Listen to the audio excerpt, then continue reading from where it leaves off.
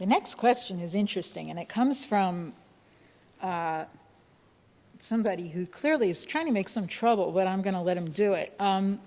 He's not someone who we normally hear from. He's the editor of a major national magazine that does not normally deal with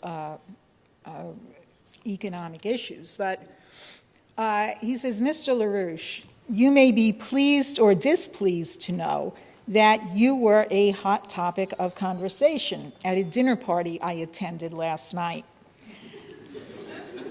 And one of the participants in that dinner party was someone who I believe you are familiar with, one Mr. Niall Ferguson. He obviously won't ask you this question, but I've decided to ask you the question on his behalf.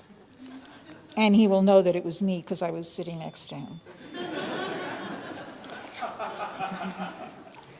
He says, we discussed many things at dinner, but one of the things we discussed was Glass-Steagall.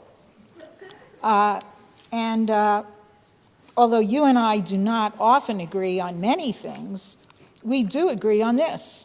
And I pointed out to him that Glass-Steagall has now an excellent chance of being reenacted, and that I thought that this was an excellent thing. I also pointed out to him that during the 70-some-odd years that Glass-Steagall was in effect, the U.S. banking system never suffered a single crisis due to speculation.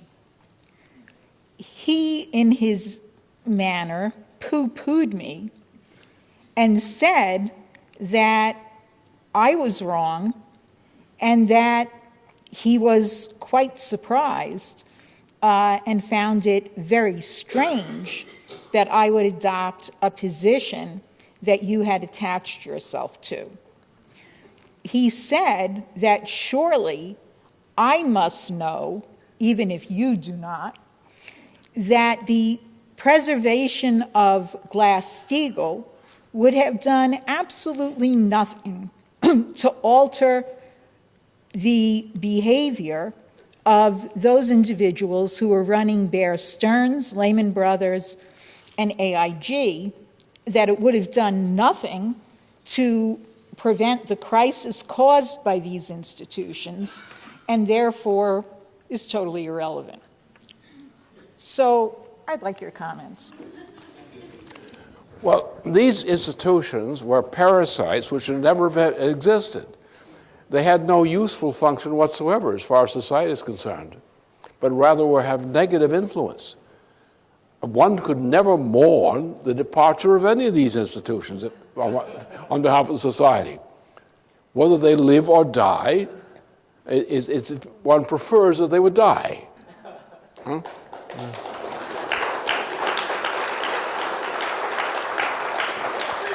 And the problem here is someone assumes that it's all a game, like the playing fields of Eton or something, or those who are Eton or something. Anyway, they don't have any sense of what reality is. And they don't care about reality. They want to play a game, and they would like to win at it, whatever the terms of the game are. They don't give a damn for humanity.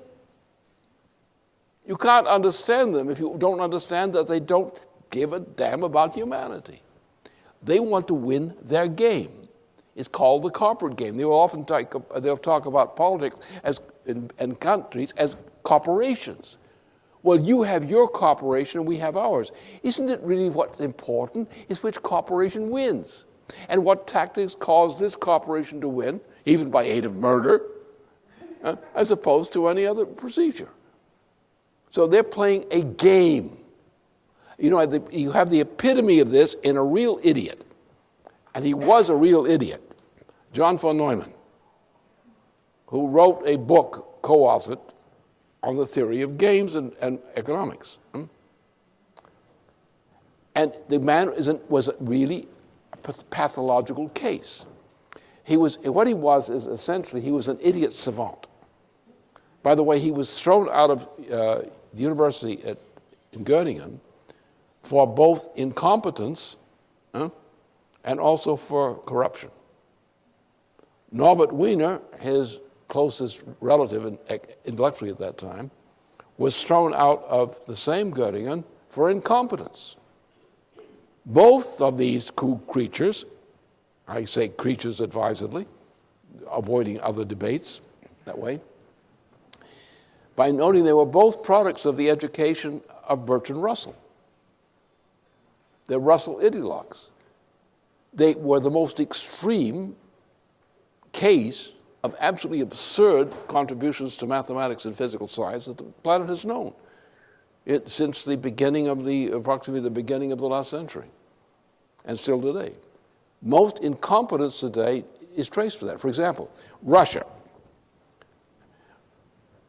Take this because I think it's one of the best examples of this. Now, the Soviet Union had all its problems it had. But Stalin, in the course of the World War II and after that, was very much attached to the idea of cooperation with the United States. The Soviet Union, prior to the death of Roosevelt, never had any intention of a strategic conflict with the United States, quite the contrary. Stalin's regime was looking forward to a Roosevelt-style post-war recovery in Russia, and looked upon the United States as an ally. Roosevelt died, and then Truman, who was a part of the Wall Street gang, is one of the assets of the Wall Street gang, got in and as president, and he turned the world over to the British, to Winston Churchill.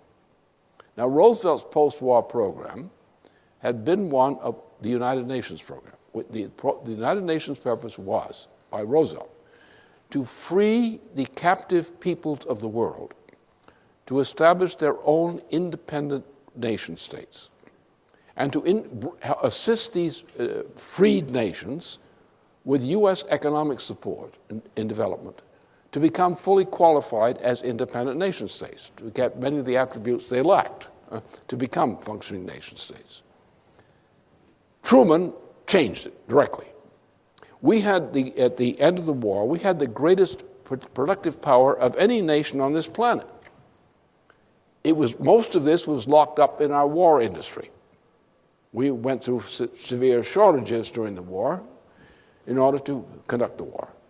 We saved the world. Against the Nazis, for example, where the Nazis had a few hundred pounds, we had tons of logistics. We did not win the war through great strategies, that is, great particular battlefield strategies, though there were some, as in the case of MacArthur, and some in Europe. But we won the war because we overpowered the enemy with our productive power. We had the tonnage. You should see the tonnage we left on the beaches in the South Pacific. We outproduced them. And where the Nazi forces had a few hundred pounds, we had tons. That's how we won. The sheer tonnage of our capability. All right. Roosevelt's intention was use that power of production, which is now freed from these military obligations, and use that to invest with credit to what we look forward as rebuilding the post-war world, including the independence of all colonies to become nation states. And our point was, if we turned loose the productive power which we had accumulated in building up in the period before our participation in the war and during the war, if we use that power for civilian purposes, we could change the world for the better and eliminate empire entirely. The minute Roosevelt died, that policy changed. Truman went with Churchill. What we had, for example, we freed Indochina. It was done by neighbors of mine. I was in Missionary, they were in Indochina. And the United States assisted Ho Chi Minh in liberating Indochina. Truman came in, British representative went into, gave orders to the government.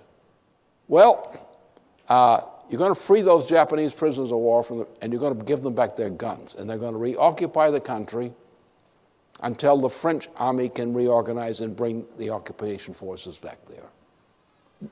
That's a little bit of history. The same thing happened in Indonesia. The same thing happened elsewhere. Either the old form of imperialism, British imperialism was established, or new forms. The new kinds of quasi-freedom of captive states. So what we did is we destroyed that section of our productive capacity, which would have been dedicated to this purpose. We then went to war with the Soviet Union. We went to war in the Soviet Union in 1946, officially in September 1946, when Bertrand Russell published the proposal for a preventive nuclear attack on the Soviet Union. That's what happened. So, and from that point on, we destroyed our capability for civilian production. And eventually it became an effect on our military production as well during the course of the Indochina War. So this is the problem. And we should look at things in these terms. Our way to look at these things is we should be committed to an American policy of the type that Franklin Roosevelt represented, in an appropriate form today as opposed to what it would have been then. And that is, we have to build up our capacity, first of all in our own countries as much as others, to rebuild the infrastructure, the basic economic infrastructure on which industry and agriculture development depends. We have to build up power systems. We need nuclear power galore.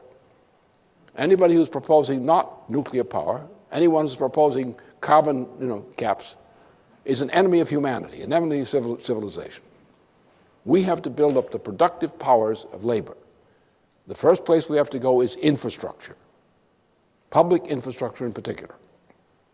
Then we have to use the infrastructure development as a prompting for development of industries, where the industries are developed on the basis of the market provided by the building of infrastructure. We have to have a banking system, a commercial banking system, through which the United States can use credit supplied to qualified borrowers to develop these industries whose market will be either infrastructure or development of industries which infrastructure creates the market for. We are going to have to take our labor force, which is totally unskilled in many respects today, and we're going to have to put it through a process where it becomes skilled. Give us a generation, and we'll be a nation again. Give us 2 generations, and we'll be a power that the world has never seen before. And we will not only be a power on this planet, we will by the end of this century, we'll be a power on some other planets as well. We're going to do that. And this guy's going to help me do it.